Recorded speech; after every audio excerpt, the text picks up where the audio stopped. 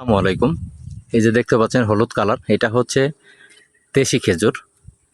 আর এইটাই হচ্ছে গাছ। গাছটা কিন্তু খুব বেশি বড় না।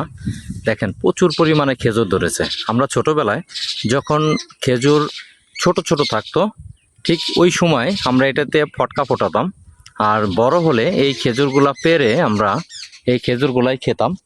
আর এখন তো আমরা আসলে সৌদি আরবের খেজুর বা আরব দেশের সব ধরনের খেজুর খাই, কিন্তু এখন আর এই খেজুরগুলা আমাদের আর খাওয়া হয় না।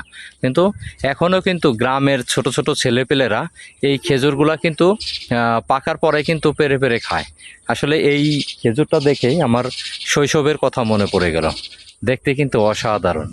দেখেন, এমন দৃশ্য আসলে সব জায়গায় দেখা যায় না। আমার ভিডিওটা যদি ভালো লাগে অবশ্যই লাইক কমেন্ট শেয়ার করবেন। আর আমার ফেসবুক পেজটা অবশ্যই ফলো দিয়ে সাথেই থাকবেন। ধন্যবাদ সবাইকে।